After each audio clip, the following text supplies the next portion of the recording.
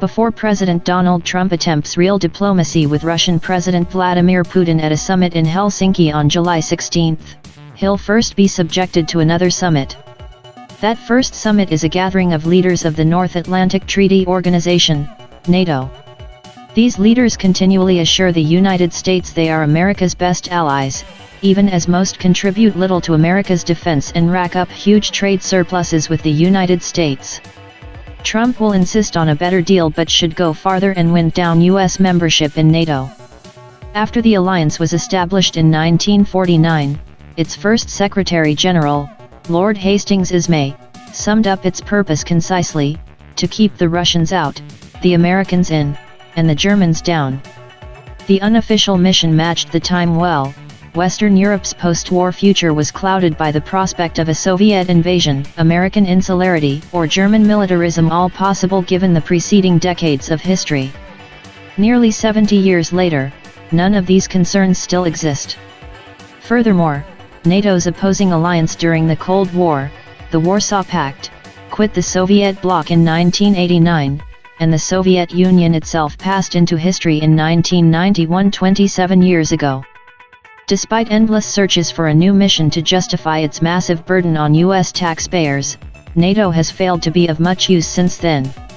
As its boosters like to remind us, after 9/11, the alliance invoked its Article 5 mutual defense provision on our behalf. But action from America's allies did not follow the grandiose gesture. The NATO mission in Afghanistan relied mostly on U.S. forces and effectively failed. Today, the alliance's bureaucrats and some member states spotlight a threat from Russia as a reason for keeping the organization alive, along with a laundry list of train and equip missions.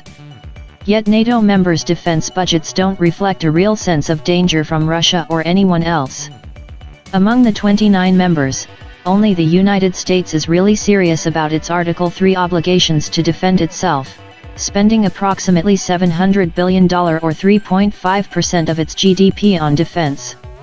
No other NATO member comes close to this proportion, and the vast majority fail even to meet the modest, self-imposed requirement to devote at least 2% of GDP to defense. Britain and Poland are rare members that meet the 2% requirement. One of the worst freeriders is Canada, which spends just 1% of its GDP on security, amounting to $20 billion. Furthermore, Germany spends a similarly pathetic 1.2%. Compare that to non-NATO members facing real threats, some of which spend 5 to 10% of their GDPs on defense. These include Saudi Arabia and the United Arab Emirates, who must contend with Iran and spend nearly a combined $100 billion. Israel, which faces the same enemy, adds $15 billion to the equation. Despite protestations of poverty at a time when their economies have never been larger, NATO members are more than willing to rack up additional liabilities, knowing America has their back. Last year, the alliance welcomed Montenegro. It is now poised to admit the former Yugoslav Republic of Macedonia, which would mean the United States is pledged to defend a nation that devotes just $120 million per year to its own defense, not quite as much as the Cincinnati Police Department. But the reality is there is no truly capable Russian foe seriously threatening the West. Russia has 1 million uniformed personnel in its military, the world's second largest behind America, but the European Union could easily afford to match that with its combined $17 trillion economy 10 times larger than Russia's. However, it needn't bother as Moscow spends just $61 billion on its overwrought military, which doubles as an employment program. Russia's Vladimir Putin has gotten the most from Russia's military, occupying parts of Georgia and Ukraine and gaining influence in Syria by backing the Assad regime.